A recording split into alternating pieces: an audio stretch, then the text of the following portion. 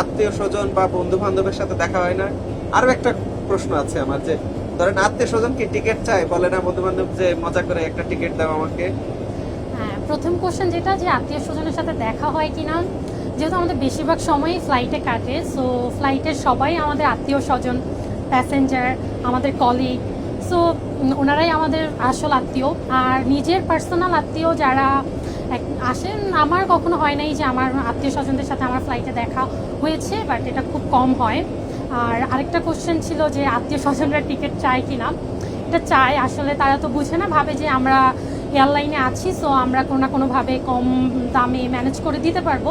So যখন তারা হচ্ছে যে যায় দেশের বাইরে, আমাদেরকে ফোন দেয় যে টিকিট হবে কিনা বা ডিসকাউন্ট আছে কিনা কোনো আমাদের মাধ্যমে।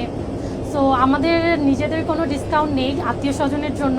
আপনি তো বলছিলেন যে আত্মীয় স্বজনের জন্য টিকিট নেই। যদি আপনি যে পরিমাণ ফ্লাইট করেছেন বা এই ফ্লাইটগুলোর যদি টাকা ধরা হতো, তাহলে কত টাকার ফ্লাইট করেছেন?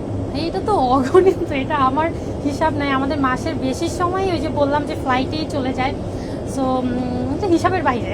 আচ্ছা, যা হোক, তাহলে আপনার কাছে ফ্লাইটের টাকা নেওয়া দরকার। হ্যাঁ। আচ্ছা, আমার একটা বিষয় জানার ছিল। যখন আমরা ঢাকা থেকে উঠলাম জেদ্দার উদ্দেশ্যে, অনেকটা সময় মেঘের ভেতর দিয়ে আসলাম, এমন সময়ে আরেকটি বিমানের সাথে এটি সংঘর্ষ হওয়ার কোনো ঝুঁকি থাকে না? আমার খুব ভয় করছিল আর কি, এই জন্য জিজ্ঞেস করা। আসলে সত্যি বলতে এনায়েত ভাই, আমাদের যে ইউএস বাংলার বিমানগুলো রয়েছে প্রত্যেকটাই সর্বাধুনিক প্রযুক্তি সম্পন্ন বিমান, এবং আমাদের পাইলটরা এবং আমাদের যারা এটিসি কন্ট্রোলার, তারা সবাই খুব দক্ষ, এবং তাদের মাঝে সার্বক্ষণিকভাবেই সবসময় দ্বিপাক্ষিক যোগাযোগ বজায় থাকে। আচ্ছা, তো আচ্ছা। এই ধরনের দুর্ঘটনা ঘটা একদম অসম্ভবই বলা যায় বর্তমান সময়ে, এতটা উন্নত প্রযুক্তি এবং এত দক্ষ লোকজন নিয়ে।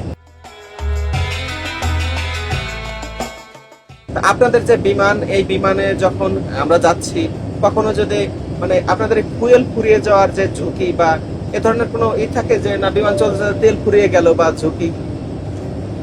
আসলে যখন আমাদের একটা যাত্রা আমরা শুরু করব, তার আগে আমাদের পাইলট বৃন্দ এবং আমাদের যে গ্রাউন্ড অফিসার্সরা থাকে, তারা আমাদের কতখানি যাত্রা করব, কতখানি তাদের ফুয়েল লাগবে, এবং যদি কোনো কারণে আমাদের ডাইভার্ট করতে হয় সেক্ষেত্রেও এক্সট্রা কতটুকু কি ফুয়েল লাগবে, নিয়ার বাই কোন এয়ারপোর্ট আছে, সব কিছু মিলিয়ে মিশিয়ে হিসাব করি আমাদের অ্যাকচুয়ালি ফুয়েল নেওয়া হয়।